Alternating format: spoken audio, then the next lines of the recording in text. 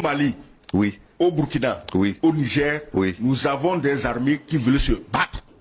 Ne compare pas avec la RDC.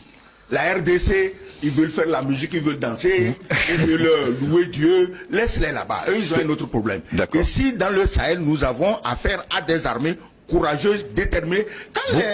Quand les Assimi Goïta Oui. s'étaient battus, avaient marché sur Kidal, Oui. avant d'être arrêtés par qui? Par la France. Oui. Ils se sont battus. Ils n'ont même pas besoin de Français pour se battre. Ils ont dit, nous voulons les équipements pour nous battre.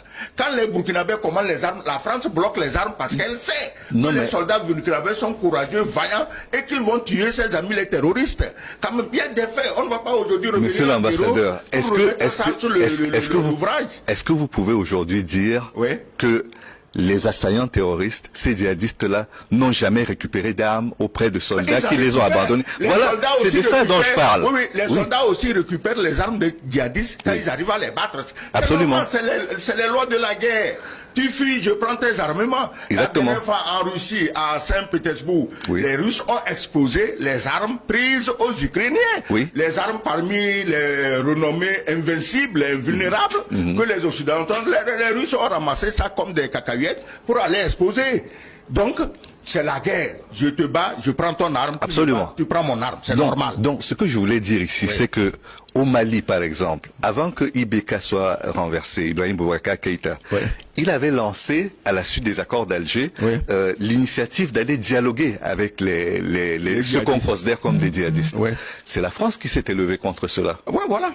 On dit la même chose. Donc, ce que je veux dire, c'est que c'est pas une exception nigérienne. Il arrive par moment que dans la guerre, on soit obligé de faire des pas en arrière. Je ne suis pas stratège militaire, mais ce que je veux dire, c'est que on ne doit pas condamner un chef d'État parce qu'il a fait quelque chose qui, de son point de vue, était considéré comme noble, comme pouvant produire un résultat.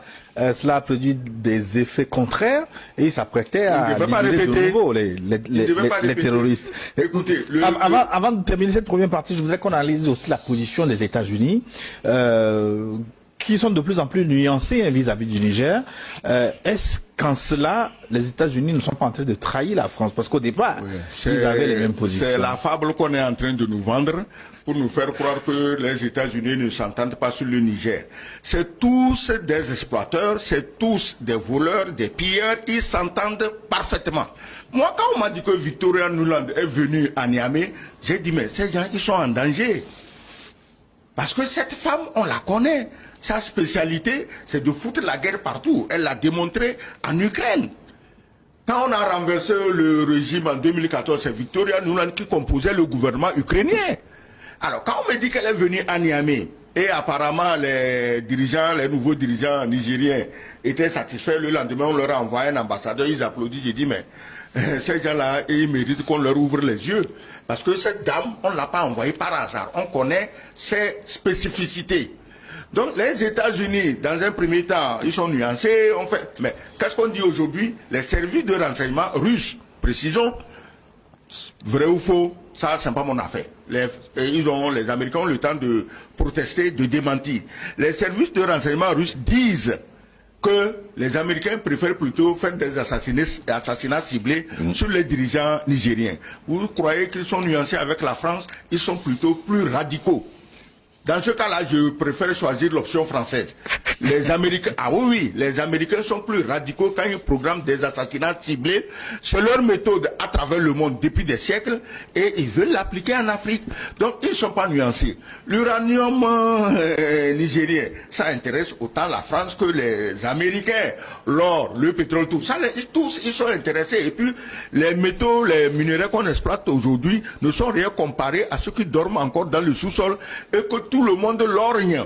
Les Américains veulent juste se donner un poids de balance pour qu'au moment de la partage de ces richesses, la France ne prenne pas seule. C'est tout. Chacun veut sa part. C'est les Noirs. Je répète encore, c'est à nous les Noirs de savoir où sont nos intérêts. C'est à nous les Noirs, pas seulement du Niger, mais tout autour du Niger, de savoir qu'est-ce que nous gagnons. Avoir un pays, un Niger qui est au niveau de Dubaï ou du Qatar, ou bien avoir un Niger qui est au niveau de Haïti, c'est sûr. C'est rien jusqu'au sang par la France depuis la nuit des temps. Oui.